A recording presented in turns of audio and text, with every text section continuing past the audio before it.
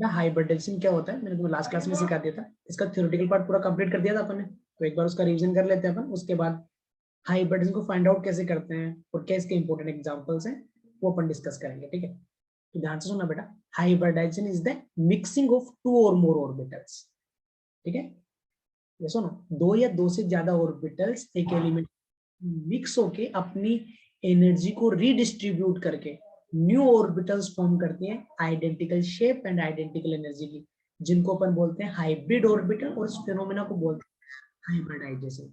ये सुनो, when two or more orbitals of an element are merged together and redistribute their energy to form new orbitals of identical shape and identical energy as known as hybrid orbital, this phenomena is known as hybridization, okay.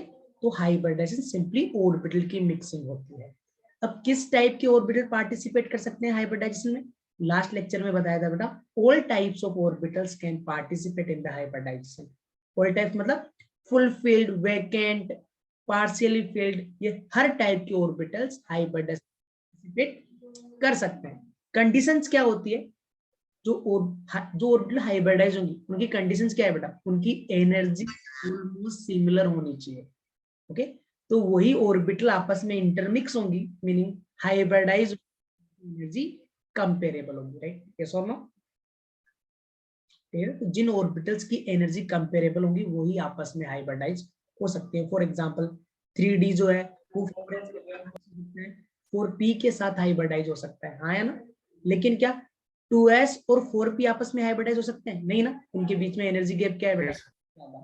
और orbitals की energy देखने के लिए अपन क्या use करते हैं, n+l values. इसके लिए n कितना है बेटा, n मतलब principal quantum number, l is the azimuthal quantum number. तो 2 + 0, इसका n+l वैल्यू 2 है, इसका n+l कितना है बेटा 5, क्योंकि p के लिए l की वैल्यू 1 होती है। तो देखो बेटा बहुत ज्यादा डिफरेंस है ना, तो उनकी एनर्जी में भी काफी ज्यादा डिफरेंस है। तो हाइब्रिडाइजेशन में हर टाइप की ऑर्बिटल पार्टिसिपेट कर सकती है, कंडीशन ये है कि उनकी एनर्जी जो है वो कंपेरेबल होनी चाहिए। नेक्स्ट पॉइंट था बेटा कि जितनी ऑर्बिटल्स हाइब्रिडाइजेशन में पार्टिसिपेट करती हैं एग्जैक्टली उतनी ही हाइब्रिड ऑर्बिटल फॉर्म होती है। अगर टू ऑर्बिटल्स आपस में इंटरमिक्स होंगी मतलब हाइब्रिडाइजेशन में पार्टिसिपेट करेंगी, तो हाइब्रिड ऑर्बिटल भी कितनी बनेंगी बेटा 2। अगर 4 ऑर्बिटल्स हाइब्रिडाइजेशन में पार्टिसिपेट कर रही हैं तो हाइब्रिड ऑर्बिटल भी 4 फॉर्म होंगे। या सुनो, जो एटॉमिक ऑर्बिटल की मिक्सिंग से जो हाइब्रिड ऑर्बिटल बनती हैं बेटा, उनका डायरेक्शनल नेचर एटॉमिक ऑर्बिटल से ज्यादा होता है। Means hybrid orbitals are more directional as compare to the atomic orbitals, okay. एक एलिमेंट जो होता है बेटा पहले अपनी ऑर्बिटल्स को हाइब्रिडाइज करेगा, फिर वो हाइब्रिडाइज ऑर्बिटल्स जो है वो बॉन्ड फॉर्म करते हैं, राइट। मतलब पहले एटम की ऑर्बिटल्स का हाइब्रिडाइजेशन होगा, उसके बाद जो हाइब्रिड ऑर्बिटल फॉर्म हुई है वो बॉन्ड फॉर्म करेंगे। जैसा कि तुमने देखा बेटा कि हाइब्रिड ऑर्बिटल का डायरेक्शनल नेचर एटॉमिक ऑर्बिटल से भी ज्यादा होगा। ये सब पॉइंट अपन प्रीवियस लेक्चर में देख चुके, किस टाइप से ज्यादा डायरेक्शनल होती है। आज अपन क्या बात कर रहे हैं, सिर्फ और सिर्फ की कैसे वो बॉन्ड बनाती है, एक तरफ से अपन रिवीजन कर रहे हैं उसका, ओके। फाइनली अपने को फाइंड आउट करना है कि बेटा हाइब्रिडेशन कैसे फाइंड आउट करते हैं मॉलिक्यूल में, ओके। तो ध्यान से सुनना बेटा, हाइब्रिड ऑर्बिटल बॉन्ड फॉर्म करते हैं, किस टाइप का बॉन्ड फॉर्म करते हैं बेटा, दो टाइप के कोवेलेंट बॉन्ड होते हैं ना, sigma and pi mainly, okay. तो ध्यान से सुनना बेटा, hybrid orbital generally axial overlapping करती है, इट मींस वो सिग्मा बॉन्ड फॉर्म करती है। Generally hybrid orbital axial overlapping करके सिग्मा बॉन्ड फॉर्म करती है, ठीक है। एक एक्सेप्शन होता है जिसमें हाइब्रिड ऑर्बिटल पाई बॉन्ड भी फॉर्म करती है, ओपन देखिए मतलब, लेकिन जनरली कौन सा बॉन्ड फॉर्म करती है बेटा, hybrid orbital sigma bond form करती है, ओके। पॉइंट ध्यान रखना बेटा, हाइब्रिडाइजेशन में हमेशा ऑर्बिटल्स की इंटरमिक्सिंग होती है, ऑर्बिटल्स पार्टिसिपेट करती हैं हाइब्रिडाइजेशन में और इलेक्ट्रॉन्स में, ठीक है। तो ये हाइब्रिडाइजेशन से रिलेटेड कुछ पॉइंट्स थे। आज के लेक्चर में अपन बेटा ये देखेंगे कि हाइब्रिडाइजेशन फाइंड आउट कैसे करते हैं। किसी मॉलिक्यूल में तुम्हें हाइब्रिडाइजेशन फाइंड आउट करना है किसी एलिमेंट का, इट मींस तुम्हें ये फाइंड आउट करना है कि उस एलिमेंट की कौन कौन सी जो एटॉमिक ऑर्बिटल्स हैं वो आपस में मिक्स हुई है, इट मींस कौन कौन सी ऑर्बिटल हाइब्रिडाइजेशन में इन्वॉल्व हुई है, आया ना। तो एक मॉलिक्यूल में किसी एलिमेंट का हाइब्रिडाइजेशन फाइंड आउट करना, उसका मीनिंग समझ में है। किसी एलिमेंट का हाइब्रिडाइजेशन निकालना, इट मींस उसके कौन कौन से ऑर्बिटल आपस में इंटरमिक्स होके हाइब्रिड ऑर्बिटल बनाए। ठीक है, एक एडिशनल पॉइंट ये भी याद रखना बेटा कि हाइब्रिडाइजेशन का जो प्रोसेस है वो बॉन्डिंग से पहले होता है। जो एलिमेंट बॉन्ड बना रहा है उसकी ऑर्बिटल पहले हाइब्रिडाइज होंगी, फिर वो बॉन्ड बनाएंगे, हाइब्रिड ऑर्बिटल बॉन्ड बनाएंगे। ठीक है, hybrid orbital always sigma bond बनाती है बेटा जनरली। तो फिर पाई बॉन्ड किस टाइप की ऑर्बिटल से बनता होगा? Unhybridised orbitals. क्लियर है? ओके, अभी अपने को ये सीखना है कि हाइब्रिडाइजेशन अपन कैसे फाइंड आउट करेंगे। तो दो मेथड होते हैं बेटा हाइब्रिडेशन निकालने के। एक तुम पहले मॉलिक्यूल का स्ट्रक्चर ड्रॉ करो, या फिर तुम्हें स्ट्रक्चर गिवन हो तो उसको देख के तुम हाइब्रिडाइजेशन बताओ। एक डायरेक्टली अपन मॉलिक्यूल को देख के हाइब्रिडेशन बता देंगे, उसका स्ट्रक्चर अपने को पता होना जरूरी नहीं है। तो पहले अपन वो मेथड देखेंगे बेटा, डायरेक्टली मॉलिक्यूल को देख के हाइब्रिडेशन बताने वाला, और फिर अपन स्ट्रक्चरल मेथड कौन सा होता है हाइब्रिडेशन निकालने का, फिर उसकी बात करेंगे। ठीक है, तो ध्यान से सुनना बेटा, हाइब्रिडाइजेशन कैसे फाइंड आउट करेंगे अपन बात करें। हाउ टू फाइंड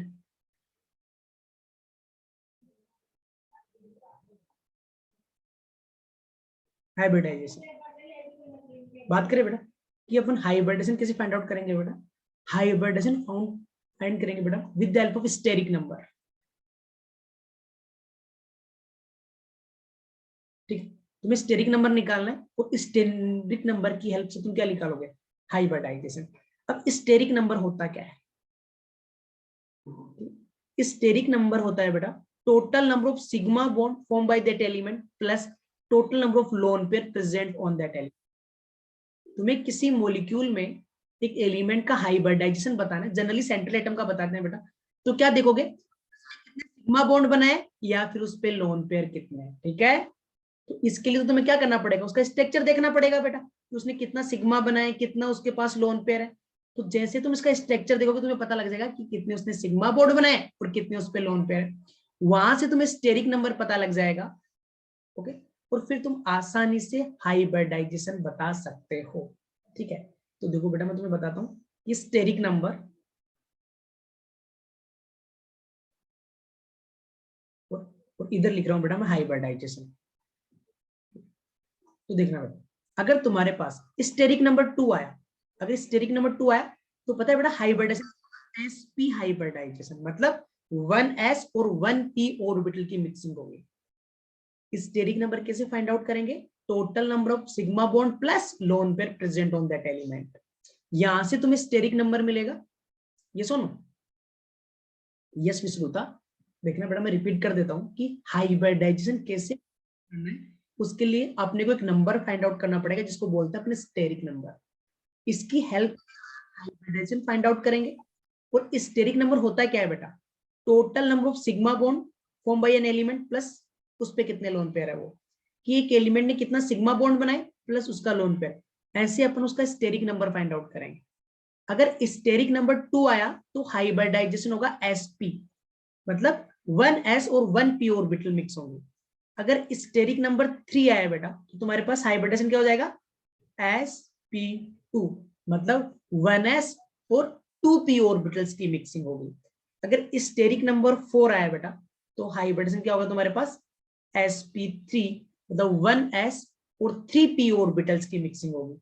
अगर स्टेरिक नंबर 5 आया तो हाइब्रिडेशन होगा sp3। अरे स्टेरिक नंबर 5 मतलब 5 ऑर्बिटल की मिक्सिंग हुई है, 1s ऑर्बिटल और 3p ऑर्बिटल। अब p सब सेल में 3 होते हैं, उसके बाद कौन आ जाएगा बेटा? d orbital. तो हाइब्रिडाइजेशन होगा बेटा स्टेरिक नंबर 5 पे हाइब्रिडाइजेशन होगा sp3d। क्लियर है? टोटल ऑर्बिटल्स काउंट करो बेटा, 1s 3p and 1d, total orbitals कितने हो गए? 5। अगर स्टेरिक नंबर 6 हुआ तो हाइब्रिडाइजेशन आएगा sp3d2। टोटल ऑर्बिटल 6 हो गए बेटा। ओके, अगर स्टेरिक नंबर 7 हुआ तो हाइब्रिडेशन आएगा तुम्हारे पास sp3d3। क्लियर है? तो अपने लिए अगर अगर अपने को स्टेरिक नंबर फाइंड आउट हो जाए बेटा तो अपन आसानी से हाइब्रिडाइजेशन फाइंड आउट कर सकते हैं। Steric number 2 sp hybridisation, steric number 3 sp2 hybridisation, steric number 4 मतलब sp3 हाइब्रिडाइजेशन। स्टेरिक नंबर तुम्हें ये बताता है बेटा कि कितने ऑर्बिटल की मिक्सिंग हुई है और कौन कौन से ऑर्बिटल की मिक्सिंग हुई है। जैसे 5 हुआ तो कितने ऑर्बिटल की मिक्सिंग होगी बेटा, 5 ऑर्बिटल्स की, 1s 3p और 1d ऑर्बिटल। तो हाइब्रिडाइजेशन हो जाएगा sp3d, 6 हुआ तो sp3d2 और स्टेरिक नंबर 7 हुआ तो sp3d3। क्लियर है? ओके। और स्टेरिक नंबर कैसे निकालते हैं बेटा, total number of sigma bond form by an element और उस पे कितने लोन पेयर, उन दोनों का सम कर देना, तुम्हें स्टेरिक नंबर मिल जाएगा। लेकिन इस मेथड से स्टेरिक नंबर फाइंड आउट करने के लिए तुम्हें मॉलिक्यूल का स्ट्रक्चर पता होना चाहिए। हम बेटा स्टेरिक नंबर फाइंड आउट करने का एक डायरेक्ट फॉर्मूला सीखेंगे जिसमें अपने को मॉलिक्यूल देखते ही स्टेरिक नंबर पता लग जाएगा। मतलब तुम्हें स्ट्रक्चर ड्रॉ करने की नीड ही नहीं है। लेकिन उससे पहले मैं तुम्हें कुछ इंपॉर्टेंट पॉइंट बताना चाहूँ बेटा, जैसे क्वेश्चन एग्जाम में क्वेश्चन आ जाता है। sp3d में जो d ऑर्बिटल बेटा वो कौन सा d होता है, 5d ऑर्बिटल्स होते हैं बेटा, जैसे कि तुम्हें पता है dz square, dx square y square, dyz, dzx and dxy। इस टाइप से सर एक्सियल ओवरलैपिंग होता है ना। ठीक है, ध्यान से सुनना बेटा, जो d ऑर्बिटल है यहाँ पे sp3d में जो d होता है वो होता है dz स्क्वायर। sp3d2 में जो दो d ऑर्बिटल है बेटा वो कौन कौन से होता है, d z square and dx square y square. और sp3d3 में जो 3d ऑर्बिटल्स वो कौन से होता है, dz square, dx square y square and dxy। ये तीनों d ऑर्बिटल्स होते हैं। यही d क्यों होते हैं, जब अपन sp sp2 इन सब हाइब्रिड्स को जब इन डेप्थ स्टडी करेंगे तब मैं तुम्हें बताऊंगा कि sp3d में dz स्क्वायर ही क्यों होता है और sp3d2 में dz square dx square y square orbital ही क्यों होता है। अभी के लिए तुम उनको याद रखो क्योंकि क्वेश्चंस भी तुम्हें सॉल्व करना है। ओके, अब देखना बेटा, स्टेरिक नंबर फाइंड आउट करने का स्ट्रक्चरल मेथड क्या है कि मॉलिक्यूल के सिग्मा बॉन्ड और लोन पेयर काउंट करो, तुम्हें स्टेरिक नंबर मिल जाएगा। ठीक है, लेकिन उसके लिए तुम्हें मॉलिक्यूल का स्ट्रक्चर ड्रॉ करना आना चाहिए या फिर तुम्हें गिवन होना चाहिए। अब डायरेक्टली स्टेरिक नंबर निकालने का फॉर्मूला देखना बेटा। ठीक है, मॉलिक्यूल देख के स्टेरिक नंबर कैसे फाइंड आउट करेंगे अपन। ठीक है, उसका एक बहुत सिंपल सा फॉर्मूला बेटा, जिस एलिमेंट का तुम हाइब्रिडेशन फाइंड आउट करो उसके वैलेंस शेल इलेक्ट्रॉन देखना, तो total number of valence shell electron plus तुम्हें क्या करना है बेटा, total number of monovalent atom present in the molecule, plus क्या करना है, total number of monovalent atoms. Monovalent atoms मतलब बेटा क्या, जो सिंगल बॉन्ड से बॉन्ड बनाएंगे, सिंगल बॉन्ड से बॉन्डेड। कौन कौन से एटम लेने बेटा जनरली, सारे halogens, fluorine, chlorine, bromine, iodine and hydrogen, ये सारे मोनोवेलेंट एटम लेने हैं बेटा तुम्हें। ठीक है, तो मोनोवेलेंट एटम का मतलब होता है बेटा कि वो एलिमेंट जो सिंगल बॉन्ड से बाइंड होंगे, एक ही वैलेंसी होती है उनकी। तो number of valence electron plus क्या करना है तुम्हें, number of monovalent atoms present in a molecule plus बेटा, अगर मॉलिक्यूल पे नेगेटिव चार्ज हुआ तो तुम्हें ऐड करना है, जितना नेगेटिव चार्ज होगा वो यहाँ पे ऐड करोगे और जितना पॉजिटिव चार्ज होगा वो माइनस करोगे। तो प्लस तुम्हें क्या करना है बेटा, नेगेटिव चार्ज। अगर नेगेटिव चार्ज प्रेजेंट है तो उसको क्या करोगे, प्लस। अगर पॉजिटिव चार्ज प्रेजेंट है बेटा तो क्या करोगे बेटा, माइनस। तो माइनस क्या हो जाएगा बेटा, पॉजिटिव चार्ज डिवाइड बाई, ये फॉर्मूला होता है बेटा तुम्हारे पास, डिवाइड बाई 2। ये तुम्हारे पास स्टेरिक नंबर फाइंड आउट करने का डायरेक्ट फॉर्मूला है। ठीक है, जैसे मैं तुम्हें एक एग्जांपल लेके दिखाऊं बेटा कि नेगेटिव चार्ज को प्लस कैसे करना है, माइनस कैसे करना है। नेगेटिव चार्ज जितना होगा उसको प्लस करेंगे और पॉजिटिव चार्ज जितना होगा उसको माइनस करेंगे। फॉर एग्जाम्पल हमारे पास एक मॉलिक्यूल है NH4 प्लस। ठीक है, और NH4 प्लस के लिए तुम्हें स्टेरिक नंबर फाइंड आउट करना है। NH4 का तुम्हें हाइब्रिडाइजेशन फाइंड आउट करना है, मतलब तुम्हें स्टेरिक नंबर निकालना है। सबसे पहले क्या करोगे बेटा, नाइट्रोजन का हाइब्रिडाइजेशन तुम्हें बताना है। तो नाइट्रोजन के वैलेंस सेल में कितने इलेक्ट्रॉन होते हैं बेटा, एक एलिमेंट के वैलेंस सेल में कितने एलिमेंट हो कहां से निकालते, ग्रुप नंबर से। बेटा नाइट्रोजन का ग्रुप नंबर क्या होता है, 5th A, राइट। उसके वैलेंस सेल में कितने इलेक्ट्रॉन होते हैं बेटा, 5। नाइट्रोजन के वैलेंस सेल में 5 इलेक्ट्रॉन। मोनोवेलेंट एटम कितने हैं बेटा इसमें, हाइड्रोजन एक मोनोवेलेंट, 4 मोनोवेलेंट एटम्स है। हाइड्रोजन मोनोवेलेंट, जितने मोनोवेलेंट एटम हो प्लस करने हैं, तो हाइड्रोजन एटम इसके अलावा सारे मोनोवेलेंट, तो +4। अब +1 चार्ज है तो क्या +1 ऐड करूं या -1 करूं, यहाँ पे जितना माइनस। जितना पॉजिटिव चार्ज होता है उसको माइनस कर देते हैं बेटा, तो -1 डिवाइड बाई 2।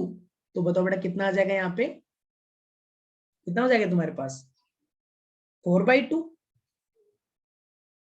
अरे तुम्हारे पास ये कितना हो जाएगा, टोटल 8/2 हो जाएगा ना। 8/2 तो क्या आ जाएगा तुम्हारे पास, 4। अगर स्टेरिक नंबर 4 हाइब्रिडाइजेशन क्या हो जाएगा इसका, sp3। देखो कितनी आसानी से तुमने फाइंड आउट कर लिया, आया ना। ओके, और जैसे नेगेटिव चार्ज की बात करूं बेटा मैं, CO3-2 है, इसमें तुम्हें कार्बन का हाइब्रिडाइजेशन बताना, तो निकाले, कैसे निकालेंगे बेटा, निकाले क्या, तो देखना बेटा, कार्बन का हाइब्रिड कैसे निकालेंगे, स्टेरिक नंबर निकालो पहले, स्टेरिक नंबर ही तुम्हें हाइब्रिडाइजेशन बता देगा बेटा। तो कार्बन के वैलेंस शेल में कितने इलेक्ट्रॉन है बेटा, 4।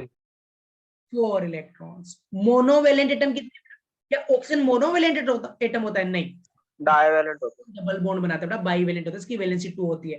ये देखो बेटा, फ्लोरीन, क्लोरीन, ब्रोमीन, आयोडीन, ये सब मोनोवेलेंट है, तो मोनोवेलेंट एटम हो गया 0। अभी क्या करना है बेटा, नेगेटिव चार्ज है तो नेगेटिव चार्ज को ऐड किया जाता है, तो कितना करेंगे बेटा, +2 डिवाइड बाई 2, तो क्या हो जाएगा ये बताना बेटा, 6/2 मतलब 3, तो हाइब्रिडेशन क्या हो जाएगा, sp2। क्लियर है, आया ना। ओके, सर एक खाली मेंस और नीट। हाँ, डायरेक्ट हाइब्रिडेशन कैसे निकालना है बेटा, ठीक है, उसके लिए तुम्हें सिखा रहा हूँ कि डायरेक्ट तुम्हें टाइम नहीं लगे ना, कि मॉलिक्यूल को स्ट्रक्चर ड्रॉ करने का, तुम्हें ड्रॉ करने में टाइम लगेगा, हो सकता है तुम्हें स्ट्रक्चर ड्रॉ करना ना आए, तो डायरेक्टली अपन हाइब्रिडेशन कैसे फाइंड आउट करेंगे वो मैं तुम्हें सिखा रहा हूँ, ठीक है। 1 बाय 1 करके बेटा, मैं sp, sp2, sp3 इन सबको अपन 1 बाय 1 करके अलग से डिस्कस करेंगे, लेकिन एक बार के लिए एग्जाम में स्पीड है, उसके लिए अपन डायरेक्ट हाइब्रिडेशन फाइंड आउट करना सीख रहे हैं। ओके, अब देखना बेटा, जो BS3 मॉलिक्यूल है उसका हाइब्रिडेशन निकालो, तो स्टेरिक नंबर निकालना पड़ेगा बेटा। बोरोन के वैलेंस शेल में कौन से ग्रुप का एलिमेंट है बेटा, ये 3rd का, तो वैलेंस शेल में कितने इलेक्ट्रॉन, 3। ओके, प्लस बेटा मोनोवैलेंट एटम कितने हैं, 3, चार्ज वार्ज कोई है नहीं, तो इतना ही फॉर्मूला होगा बेटा, 3 बाई क्या आ जाएगा ये 3, हाइब्रिडेशन क्या हो जाएगा बेटा, sp2। ओके, अगर किसी स्टूडेंट को ये दिक्कत है कि कैसे हाइब्रिडेशन फाइंड आउट करें, क्या तुम्हें ये फॉर्मूला समझ में आया, और ये स्टेरिक नंबर, कितने स्टेरिक नंबर पे क्या हाइब्रिडेशन का, ये वाला नोट कर लो या इसका स्क्रीनशॉट ले लो तुम लोग, और ये वाला देख लो बेटा। अब मैं तुम्हें कुछ एग्जांपल्स दे रहा हूं, उनमें तुम्हें हाइब्रिडेशन फाइंड आउट करना है, ठीक है। किसका स्क्रीनशॉट? ये फॉर्मूला लिख लो और ये ले लो, ताकि तुम एग्जांपल सोल्व कर पाओ, ठीक है, सर ये लिख दिया। लिख लिया। ओके, तो अभी मैं तुम्हें कुछ एग्जांपल्स दे रहा हूं, तुम्हें उन सब एग्जांपल में जिस एटम को मैं अंडरलाइन करूंगा उसका हाइब्रिडेशन फाइंड आउट करना है, ठीक है। ये सर नो करें क्या,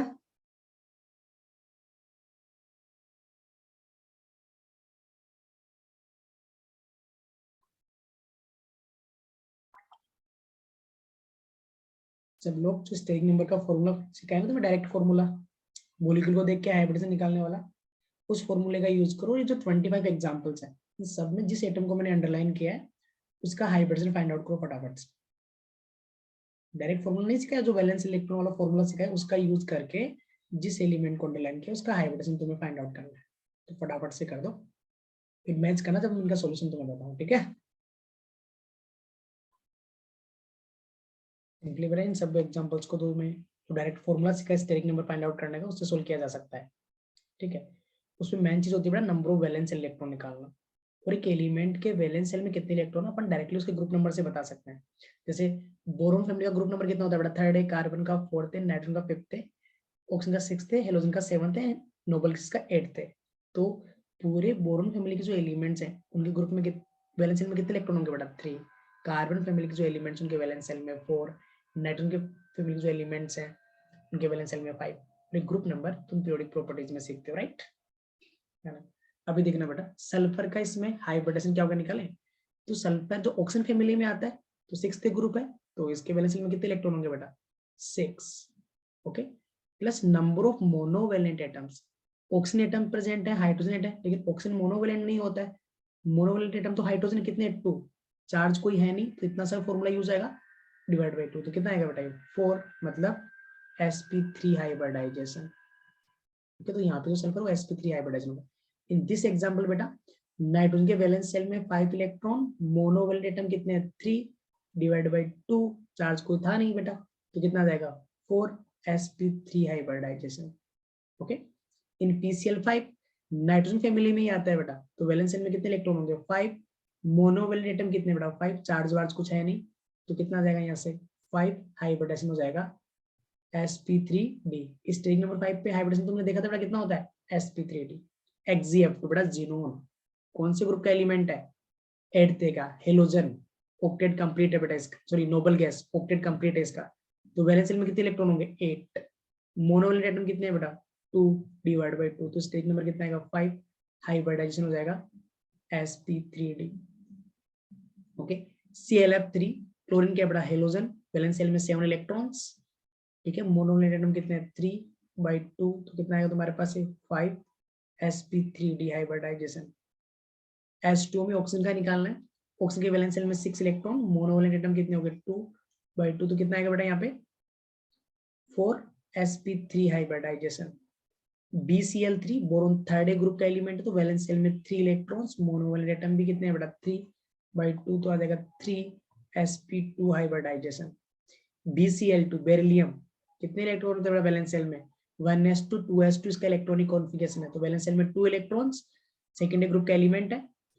और बेटा मोनोवैलेंट एटम भी कितने हैं 2, चार्ज वार्ज कुछ है नहीं, तो आएगा 2 हाइब्रिडाइजेशन क्या हो जाएगा बेटा sp हाइब्रिडाइजेशन, ठीक है। नेक्स्ट अपने पास POCl3 फॉस्फोरस के वैलेंस शेल में 5 इलेक्ट्रॉन, मोनोवैलेंट एटम कितने बेटा, ऑक्सीजन तो मोनोवैलेंट होता नहीं है, 3 क्लोरीन एटम है, मतलब मोनोवैलेंट एटम हो गए 3, चार्ज वार्ज कुछ है नहीं, तो divide by 2 4 sp3 hybridisation. Okay SO2Cl2 sulphur के वैलेंस शेल में 6 इलेक्ट्रॉन, मोनोवैलेंट एटम कितने हैं बेटा, ऑक्सीजन थोड़ी मोनोवैलेंट होता है, क्लोरीन मोनोवैलेंट है, तो 2 डिवाइड बाय 2। मोनोवैलेंट एटम बताते ना बेटा मैं, fluorine chlorine bromine iodine and hydrogen, तो कितना हो जाएगा 4 sp3 हाइब्रिडाइजेशन। इन SF4 सल्फर के वैलेंस शेल में 6 इलेक्ट्रॉन, मोनोवैलेंट एटम कितने बेटा 4 डिवाइड बाय 2, कितना जाएगा तुम्हारे पास यहाँ पे 5 sp3d हाइब्रिडाइजेशन। स्टेरिक नंबर निकालो बेटा इसका, कार्बन के वैलेंस शेल में 4 इलेक्ट्रॉन्स, मोनोवैलेंट एटम एक भी नहीं है, तो 0 प्लस नेगेटिव चार्ज है तो क्या करेंगे बेटा ऐड करेंगे, तो कितना हो जाएगा +2 बाय 2, तो कितना हो जाएगा तुम्हारे पास ये स्टेरिक नंबर आएगा 3, तो sp2 हाइब्रिडाइजेशन। इन CO2 बेटा कार्बन के वैलेंस शेल में 4 इलेक्ट्रॉन, मोनोवैलेंट एटम कोई भी नहीं है ना कोई चार्ज है, तो 4 + 0 बाय 2, तो कितना आ जाएगा 2, हाइब्रिडेशन क्या हो जाएगा बेटा sp। HBr4 Br के वैलेंस शेल में 7 इलेक्ट्रॉन, मोनोवैलेंट एटम कितना है बेटा हाइड्रोजन एक ही प्रेजेंट है, तो 1 डिवाइड बाय 2 क्या हो जाएगा ये 4, मतलब sp3 हाइब्रिडाइजेशन। SO3 - 2 का हाइब्रिडाइजेशन निकालो बेटा, कितना हो जाएगा, सल्फर के वैलेंस शेल में 6 इलेक्ट्रॉन, मोनोवैलेंट एटम एक भी नहीं है, नेगेटिव चार्ज है -2 तो ऐड कर देंगे, तो कितना आएगा 4 sp3 हाइब्रिडाइजेशन। आया ना, कोई क्लियर है ना बेटा। आयोडीन ये I3+ और I- ये बहुत इंपॉर्टेंट है बेटा। I3+ और एलिमेंट ही क्या है बेटा, 3 एलिमेंट, तीनों के तीनों आयोडीन है, तो एक आयोडीन तो वो हो गया जिसका निकालना है, तो बच्चे कितने बेटा, तो देखो बेटा आयोडीन का निकाला तो वैलेंस इलेक्ट्रॉन हो गए 7, मोनोवैलेंट एटम कितने हैं बेटा, अरे I3 मॉलिक्यूल, तो एक आयोडीन तो वो हो गया जिसका अपन निकाल रहे हैं, तो बच्चे 2 आयोडीन, ये सो नो बच्चे 2 आयोडीन एटम ना, आया ना, अरे 2 आयोडीन एटम बचे बेटा, तो 2 आयोडीन एटम बचे, तो वो दोनों आयोडीन मोनोवैलेंट होते हैं, तो प्लस क्या हो जाएगा, मोनोवैलेंट एटम कितना हो गया 2 प्लस वाला तो -1 करेंगे बेटा ये, तो कितना हो जाएगा तुम्हारे पास यहाँ से 4 sp3 हाइब्रिडाइजेशन, है ना। इसकी बात करें बेटा I3- की, तो आयोडीन के वैलेंस शेल में 7 इलेक्ट्रॉन, मोनोवैलेंट एटम कितने हो जाएंगे बेटा 2 आयोडीन, रिमेनिंग 2 आयोडीन, एक आयोडीन तो हो गया जिसका निकाल रहे हैं, तो +2 नेगेटिव चार्ज है तो क्या करेंगे बेटा ऐड करेंगे +1 बाय 2, तो क्या हो जाएगा 5 sp3d हाइब्रिडाइजेशन।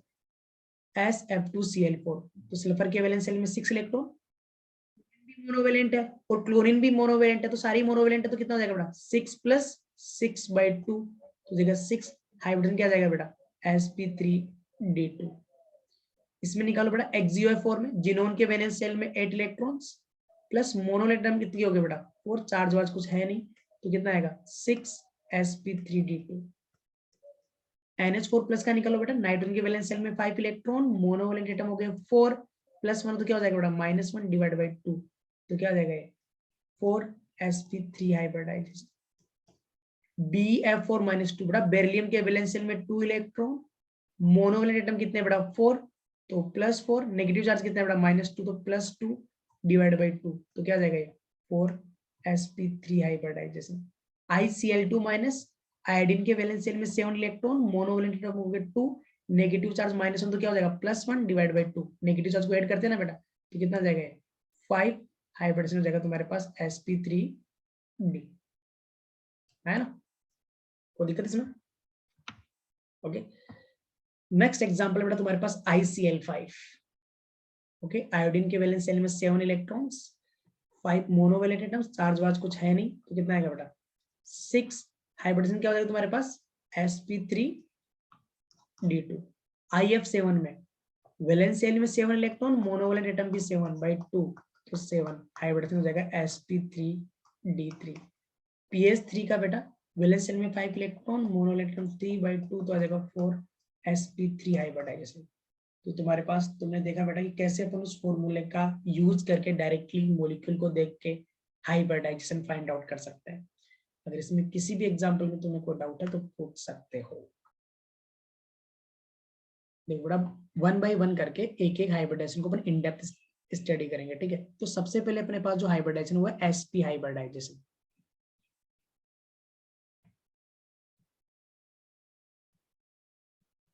बात करें बेटा sp हाइब्रिडेशन क्या होता है। sp हाइब्रिडेशन का मीनिंग है बेटा कि 1s एंड 1p ऑर्बिटल आपस में इंटरमिक्स होंगे। तो मान लो ये तुम्हारे पास s ऑर्बिटल है और एक तुम्हारे पास p ऑर्बिटल है, ओके, ये दोनों आपस में मर्ज होंगे। तो अगर 2 ऑर्बिटल्स की मिक्सिंग हो रही है तो हाइब्रिड ऑर्बिटल भी एग्जैक्टली कितनी फॉर्म होंगी बेटा 2 ऑर्बिटल की अगर मिक्सिंग हुई है तो हाइब्रिड ऑर्बिटल भी 2 फॉर्म होंगे बेटा, identical shape and identical energy. और मैंने तुम्हें बताया था जो हाइब्रिड ऑर्बिटल है उसका एक लोब बहुत बड़ा होता है, दूसरा लोब छोटा होता है। इस टाइप से 2 हाइब्रिड ऑर्बिटल फॉर्म होंगे, ओके। ये s है, ये p ऑर्बिटल है, तो s और एक p ऑर्बिटल की मिक्सिंग हुई तो 2 ऑर्बिटल्स बनेंगे जिनका नाम होगा बेटा sp ऑर्बिटल। इसके बाद क्या होता है वो आज तुम्हें सीखना है। जैसे ही बेटा ऑर्बिटल्स हाइब्रिडाइज होके इंटरमिक्स होके हाइब्रिड ऑर्बिटल फॉर्म करते हैं, ठीक है, ये सुनो, जब ऑर्बिटल्स इंटरमिक्स होंगे हाइब्रिड ऑर्बिटल फॉर्म करती है ना बेटा, तो वो हाइब्रिड ऑर्बिटल फॉर्म होने के बाद में इस टाइप से अरेंज होते हैं कि ताकि उनके बीच में जो रिपल्सन है वो मिनिमम हो, रिपल्सन मिनिमम, स्टेबिलिटी मैक्सिमम। तो देखो बेटा अगर s और p 2 ऑर्बिटल मिक्स हुई तो 2 हाइब्रिड ऑर्बिटल फॉर्म हुई। मान लो ये वो 2 हाइब्रिड ऑर्बिटल है। अब तुम ये सोचो कि कितने के एंगल पे अरेंज हो कि इनके बीच में रिपल्सन मिनिमम हो, तो मतलब इनके बीच में डिस्टेंस क्या होनी चाहिए बेटा मैक्सिमम। ये 2 ऑर्बिटल है बेटा, तो इस टाइप से होंगी तब इनमें डिस्टेंस मैक्सिमम है, तब रिपल्सन मिनिमम होगा ना बेटा। ऐसे हुई तो पास में आ गई, ऐसे हुई तो पास में आ गई, राइट। तो बेटा 2 ऑर्बिटल्स कितने के एंगल पे अरेंज होगी बेटा 180 के एंगल पे जब अरेंज होंगी तब उनके बीच में रिपल्सन मिनिमम होगा, है ना। अगर 3 ऑर्बिटल होती तो बेटा कितने के एंगल पे अरेंज होती इन वन प्लेन 120, राइट, तब उनके बीच में रिपल्सन मिनिमम होता है ना, क्योंकि अगर 120 से कम एंगल हुआ तो पास में आ जाएंगे, रिपल्सन ज्यादा होगा। तो मैक्सिमम एंगल कितना हो सकता है 2 ऑर्बिटल्स के बीच में कि जब उनके बीच में रिपल्सन मिनिमम 180 डिग्री ना बेटा, है ना, क्लियर है। तो ये दोनों ऑर्बिटल अपने आप को कितने के एंगल पे अरेंज करती है बेटा 180 के एंगल पे, इस टाइप से, इस टाइप से अरेंज होती है बेटा। तो बताओ दोनों ऑर्बिटल्स के बीच का एंगल कितना होगा 180 डिग्री, ठीक है। इसका ज्योमेट्री कैसा दिख रहा है बेटा, लीनियरली अरेंज हो गया ना बेटा, तो कैसा होगा लीनियर ज्योमेट्री हो जाएगा बेटा, लीनियर। तो ध्यान रखना बेटा जब भी किसी मॉलिक्यूल में sp हाइब्रिडाइजेशन होगा जो बॉन्ड एंगल है वो कितना आएगा 180 डिग्री, और जो ज्योमेट्री है बेटा उस मॉलिक्यूल का वो कैसा होने वाला है लीनियर ज्योमेट्री। और एक प्लेन में है तो प्लेनर तो वो होगा ही होगा। तो समझ में आया बेटा कि sp हाइब्रिडाइजेशन में bond angle 180 degree and geometry linear. अब इसका एक एग्जांपल पर इन डेप्थ स्टडी करते हैं, ठीक है। एक एग्जांपल ले रहा हूं बेटा मैं BCl2 बेरिलियम क्लोराइड, ओके। तो बेरिलियम का इलेक्ट्रॉनिक कॉन्फ़िगरेशन देखो तुम सबसे पहले क्या होता है 1s2 2s2। वैलेंस शेल में कितने इलेक्ट्रॉन प्रेजेंट है बेटा 2 इलेक्ट्रॉन, एक भी अनपेड इलेक्ट्रॉन नहीं है। अगर देखा जाए तो ये तो एक भी कोवेलेंट बॉन्ड नहीं बनाया, लेकिन तुम मॉलिक्यूल में देख रहे हो 2-2 क्लोरीन के साथ बॉन्डेड है, लेकिन कौन सी एक्साइटेड स्टेट में बेटा इन एक्साइटेड स्टेट, राइट। तो बेटा ध्यान से सुना बेरिलियम B स्टार मतलब बेरिलियम द एक्साइटेड स्टेट, तो इसका 2p खाली पड़ा हुआ है, राइट। 2p 0 है बेटा, 2p इसका बिल्कुल वेकेंट पड़ा हुआ है, तो वेकेंट तो एक्साइटेशन पॉसिबल है। तो s वाला एक इलेक्ट्रॉन एक्साइट होकर कहां पे आ जाता है बेटा यहाँ पे आ जाता है। तो s वाला 2s में एक इलेक्ट्रॉन प्रेजेंट है और 2p में एक इलेक्ट्रॉन प्रेजेंट है, तो बताओ बेरिलियम के कौन से ऑर्बिटल बॉन्ड बनाएंगे बेटा? 2s and 2p। लेकिन बॉन्डिंग से पहले ऑर्बिटल्स क्या होंगी? हाइब्रिडाइज होंगी, हाँ या ना? तो कौन कौन सी ऑर्बिटल हाइब्रिडाइज होंगी बेटा? इसका 1s orbital 1 and 1 p orbital hybridise होगा, हाँ या ना?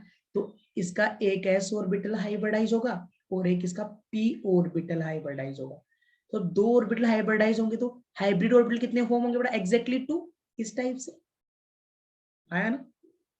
ओके, जैसे 2 हाइब्रिड ऑर्बिटल फॉर्म होंगे बेटा, वो रिपल्सन मिनिमम करने के लिए खुद को कितने के एंगल पे अरेंज करेंगे बेटा? 180 स्टेप्स। इतना अपन ने पहले ही पढ़ लिया है ना? तो ये 2 हाइब्रिड ऑर्बिटल बने और स्टेप से अरेंज होंगे बेटा। अब देखो जो s और p की मिक्सिंग हुई है इन दोनों की, इन दोनों में एक एक अनपेड इलेक्ट्रॉन प्रेजेंट है, स्टेप्स दिखाऊं बेटा मैं? इसमें भी एक अनपेड इलेक्ट्रॉन प्रेजेंट है, क्लियर है? अब देखना बेटा, इन ये हाइब्रिड ऑर्बिटल बॉन्ड कौन बनेंगे? ये हाइब्रिड ऑर्बिटल जो स्टेप से अरेंज हो चुके हैं। बॉन्ड बनेगा किसके साथ बेटा? क्लोरीन के साथ। और क्लोरीन का अगर तुम इलेक्ट्रॉनिक कॉन्फिगरेशन देखो तो क्या हो जाएगा? 1s2 2s2 2p6 3s2 3p5। Valence shell में देखो बेटा, s में 2 इलेक्ट्रॉन्स हैं और 3p में 5, तो 1 2 3 4 5। तो क्लोरीन का कौन सा ऑर्बिटल बॉन्ड बनेगा बेटा? p orbital. मैंने तुम्हें बताया था बेटा कि जो हाइब्रिड ऑर्बिटल होती है वो कौन सी ओवरलैपिंग करती हैं? जनरली एक्सियल ओवरलैपिंग करती है। और कौन सा बॉन्ड बनाती है? सिग्मा बॉन्ड, ठीक है? तो पी के देखो बेटा, क्लोरीन का जो पी है वो स्टेप से किस स्टेप से ओवरलैप करेगा? एक्सिस पे ओवरलैप करेगा ऐसे। ये क्लोरीन का पी और ये दूसरे क्लोरीन का पी, और ऐसे ओवरलैपिंग करके क्लोरीन अपने एन पे इलेक्ट्रॉन की ऐसे पेयरिंग करेंगे और दो बॉन्ड बनाएंगे। बताओ बेटा, एक्सियल ओवरलैपिंग हो रही तो कौन सा बॉन्ड बनेगा? Sigma bond. तो तुम्हारे पास बीच में ये बेरिलियम है, वो दो क्लोरीन के साथ इस टाइप से बाइंड होगा। तो बताओ बेटा, ये ज्योमेट्री कैसा हो गया? Linear geometry. ओके, और दो बॉन्ड्स के बीच का एंगल कितना हो जाएगा बेटा? 180 डिग्री। तो बेटा बॉन्ड एंगल का मतलब होता है एंगल बिटवीन टू बॉन्ड्स। तो बताओ ये बॉन्ड कितने के एंगल पे है? 180 के एंगल पे। तो जब भी sp हाइब्रिडाइजेशन होगा बॉन्ड एंगल होगा 180 डिग्री एंड ज्योमेट्री कैसा आएगा बेटा? लीनियर ज्योमेट्री इन ए प्लेन। आया ना? तो क्या तुम्हें इन डेप्थ एक्सप्लेन समझ में कि कैसे हाइब्रिडाइजेशन से अपन शेप ऑफ द मॉलिक्यूल पे कमेंट कर सकते हैं, कैसे अपन बॉन्ड एंगल फाइंड आउट कर सकते हैं? बॉन्ड एंगल का मीनिंग क्या होता है बेटा? बॉन्ड एंगल का मीनिंग क्या होता है? दो बॉन्ड्स के बीच का एंगल, ठीक है? क्लियर है बेटा? क्या अभी अपन sp हाइब्रिडेशन के एग्जांपल्स करें? ओके, तो देखना बेटा, sp हाइब्रिडेशन के अपन एग्जांपल्स करते हैं। तो एग्जांपल्स ऑफ sp हाइब्रिडाइजेशन, और जो इंपॉर्टेंट एग्जांपल है वो करेंगे बेटा हम पहले। तो एक हो जाएगा तुम्हारे पास बेटा CO2, ठीक है? N2O,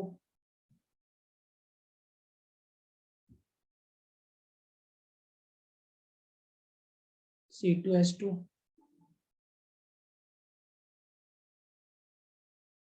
N3 माइनस, ठीक है? इन सब एग्जांपल में तुम्हें हाइब्रिडेशन फाइंड आउट करना है और इनका sp हाइब्रिडेशन होता है, इनका ज्योमेट्री कैसा होता है, उन सब पे अपने को कमेंट करना है। तो सब लोग एग्जांपल्स लिखो, फिर अपन इनको सोल्व करते हैं।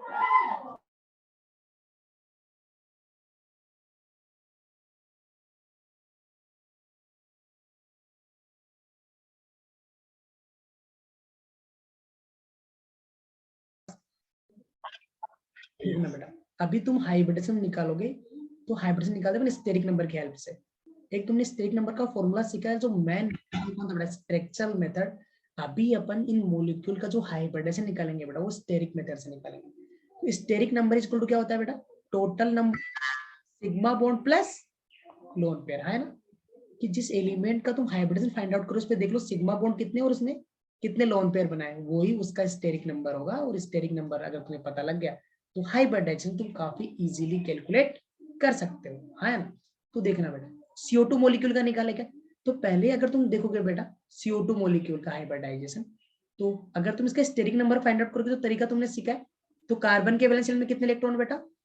कार्बन के वैलेंस शेल में 4, मोनोल एटम कितना है बेटा? 0/2, तो कितना आएगा 2। तो sp हाइब्रिडाइजेशन, तो वहां से तुम्हें पता लगे कि ये sp हाइब्रिडाइजेशन होगा।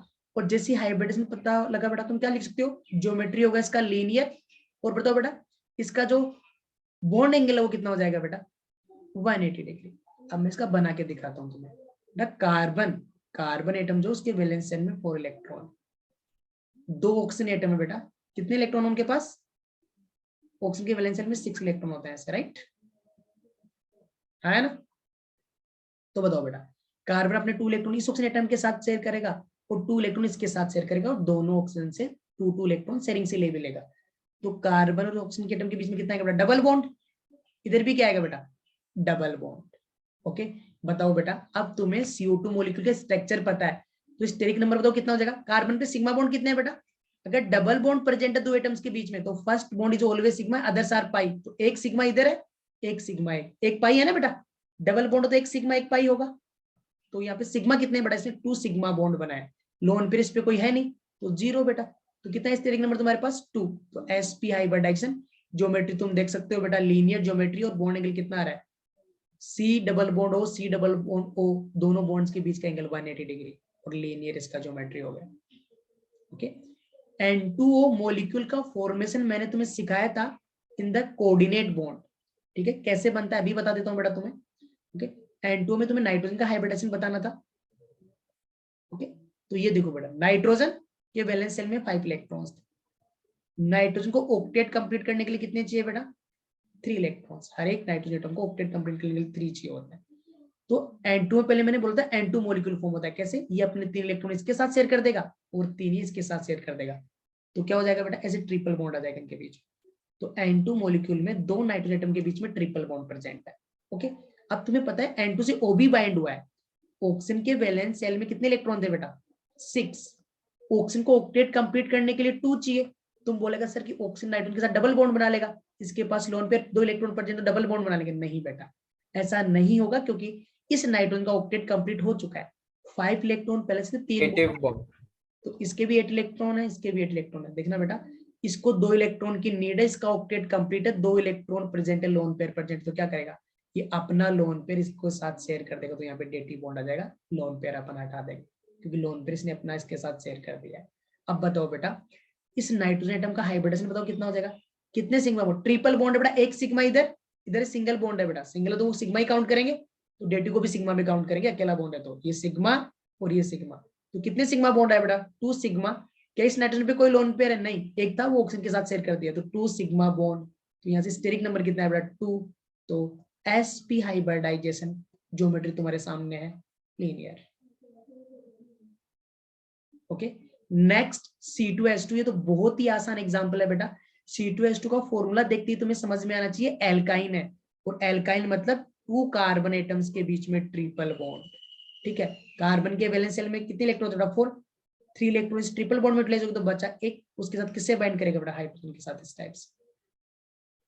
तो इस मॉलिक्यूल का शेप ज्योमेट्री बताओ कैसा हो जाएगा बेटा? इस कार्बन ने कितने सिग्मा बनाए हैं? सिग्मा, और ट्रिपल बॉन्ड तो इसमें एक सिग्मा होगा, तो 2 सिग्मा बॉन्ड, लोन पेयर 0 है।